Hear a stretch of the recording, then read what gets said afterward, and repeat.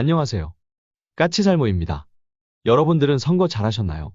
저는 선거 잘하고 개표 방송 조금 보느라고 지금 이 영상을 만드는 시간이 엄청나게 촉박하게 생겼습니다. 이러다가 밤샐 수도 있겠다는 걱정이 드네요. 그렇다고 제 영상에서 정치 이야기는 하지 마시고요. 어느 당을 선택했던, 누구를 선택했던, 우리나라는 민주주의 국가이니 각자 스스로 결정할 일이고 존중해줘야 한다고 생각을 합니다. 아무튼 어찌 되었든 저는 밤을 새워서라도 영상을 만들어야 하고, 제가 밤을 새워서라도 오늘 하려는 이야기는 제가 꾸준히 영상을 만들어 올리고 있고 지대한 관심을 가지고 있는 현대의 잠수함 사업부에 대한 이야기입니다. 분명 저는 전에도 현대의 잠수함 사업부에 대해서 몇 번 다룬 적이 있는데요. 그럼 오늘은 왜 또 다루는 것일까요? 그건 최근에 제가 새로운 소식을 전해 들었기 때문입니다. 여러분도 알겠지만 작년인 2023년에 현대 측의 직원이 기밀누설로 인해서 실형을 선고받은 걸 여러분도 아실 겁니다.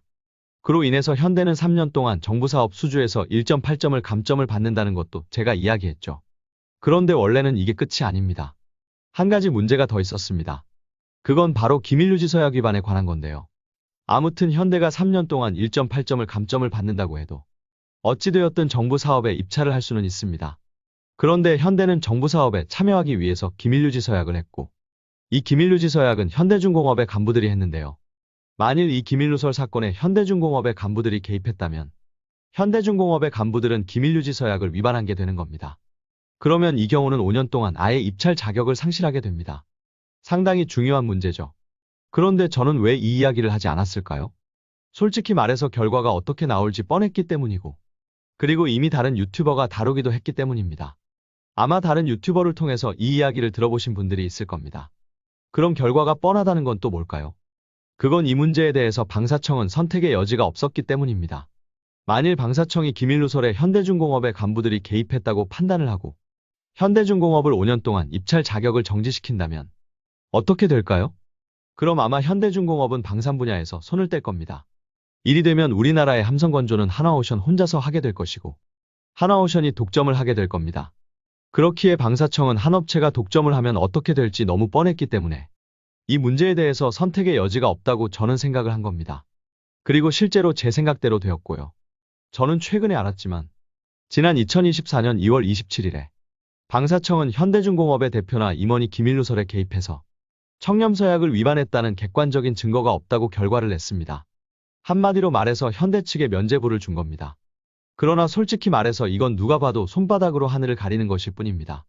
이번 현대중공업의 기밀누설은 상당히 조직적으로 이루어졌고, 그리고 심지어는 누설된 기밀을 저장하고 현대중공업 직원들이 돌려볼 수 있도록 서버까지 운용하고 있었다는 사실이 이미 현대중공업 직원의 재판에서 드러난 상태입니다. 그런데 현대중공업의 간부들이 개입을 안 했다는 건 정말 손바닥으로 하늘을 가리는 격인 겁니다. 그럼에도 방사청이 이런 결정을 내리고 하나오션 말고는 아무도 방사청의 이번 결정을 비난하지 못하는 이유는 만일 방사청이 현대중공업의 임원이 기밀누설에 개입하고 청렴서약을 위반했다고 판단하게 되면 현대중공업은 5년 동안 정부 사업을 수주하지 못하게 되고, 그럼 현대중공업이 방산 분야에서 손을 뗄 게 너무도 뻔했기 때문입니다. 물론 하나오션은 반발을 하고 있지만 그렇기에 하나오션을 빼고는 그 누구도 방사청을 비판하지 못하는 것입니다. 그럼 현대는 정부 사업을 앞으로 수주할 수 있느냐라고 했을 때 입찰은 할 수 있지만 현실적으로 앞으로 3년 동안 수주할 가능성은 높지 않죠.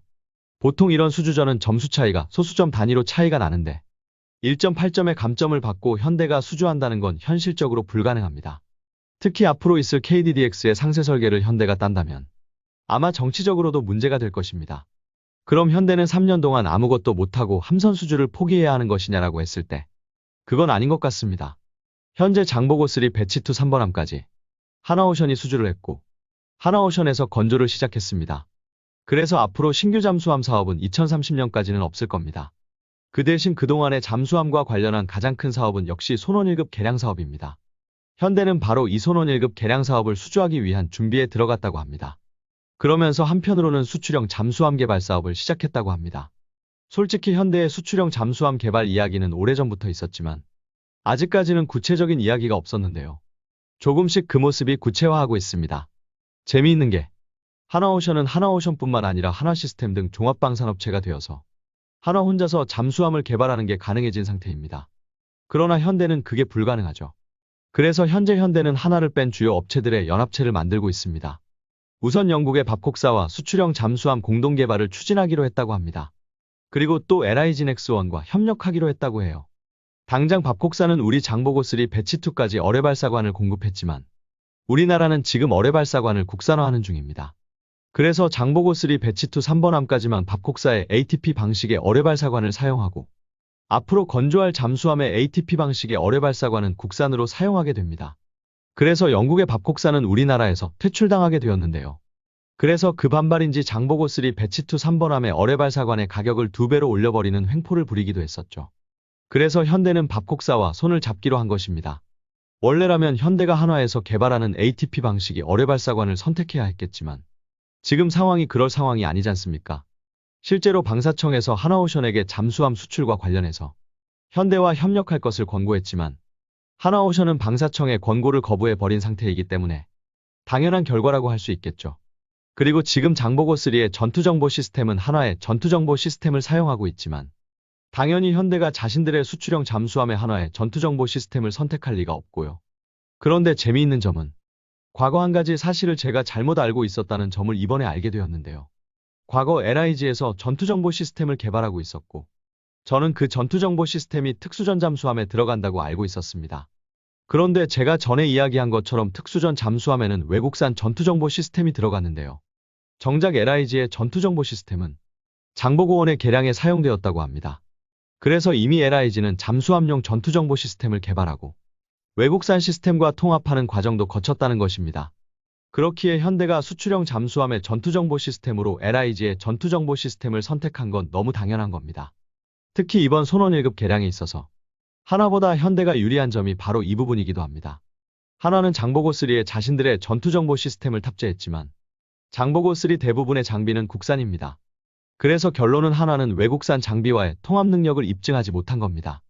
그에 반해서 LIG는 이미 장보고원에서 독일제 소나를 자신들의 전투정보 시스템에 통합하는 데 성공을 했고 이번 손원 1급 개량 사업에서도 손원 1급의 함수 소나는 교체할 계획이 없으므로 결론은 이번에도 손원 1급의 독일제 소나를 우리 국산 전투정보 시스템에 통합을 해야 하는데 한화는 그 경험이 없는 상태이고 LIG는 이미 그 능력을 입증한 상태입니다. 그로 인해서 이번 손원 1급 개량 사업에는 LIG가 유리하고 현대가 감점 1.8점을 안고 있지만 이번 사업의 주도적인 사업자로 현대가 아닌 LIG가 나선다면 감점을 받지 않고 수주를 할 수도 있을 거라는 거죠. 한마디로 지금 반한화 전선이 형성되고 있다고 해도 과언이 아닙니다. 무엇보다도 현대가 이번 사업에 사활을 거는 이유는 손원 1급의 개량을 통해서 얻어진 기술로 수출형 잠수함을 개발하려 하기 때문입니다. 전 세계적으로 가장 많이 팔리는 디젤 잠수함은 2000톤급 디젤 잠수함입니다. 그에 반해서 우리나라의 장보고3 도산 안창호급은 3000톤급 잠수함이고 그로 인해서 우리나라는 잠수함 수출에 어려움을 겪고 있습니다. 그래서 현대는 지금 손원 1급 개량 사업을 따고 손원 1급의 개량을 통해서 2000톤급 수출형 잠수함을 개발하려는 겁니다. 물론 한화도 가만히 있지 않겠죠. 제가 전에도 이야기했지만 손원 1급은 건조 초기에 소음 문제가 있었고 지금은 그 대부분을 해결했지만 여전히 남아있는 소음 문제가 있고 그래서 독일 업체는 이 소음 문제를 해결하지 못해서 우리나라에 배상금을 지급하기도 했습니다. 한화는 장보고3를 개발한 기술력을 활용해서 이 아직 해결되지 않은 소음 문제를 해결할 거라고 이미 이야기하고 있는 상태죠. 그래서 이 사업은 지금은 누가 수주하게 될지 모르게 되었습니다. 이미 장보고1급 개량을 통해서 외국 장비와의 통합 경험이 있는 LIG와 현대 그리고 장보고3 잠수함 개발을 통해서 손원 1급의 문제점을 해결할 능력이 있는 하나오션 이 둘 중에 누가 될지 모르게 되었습니다. 솔직히 과거 같으면 각각의 업체는 장점을 살려서 협력하라고 하는 게 당연한데요. 지금은 그게 불가능해진 상태입니다. 그러나 분명한 건 이번 사업은 현대와 LIG가 될 가능성이 높다는 건 분명한 사실입니다. 어차피 KDDX 상세 설계와 초도함 건조는 하나오션이 될 게 거의 확실하고 장보고3 배치2 3번함까지 하나오션이 독점한 상태에서 만일 손원 1급의 개량 사업까지 하나오션이 수주하게 된다면 그 파장은 만만치가 않을 것입니다. 그렇기에 항상 특정 업체가 독점하는 걸 경계해온 방사청 입장에서는 손원 1급의 개량을 하나오션이 수주하게 두지 않을 거라고 봅니다.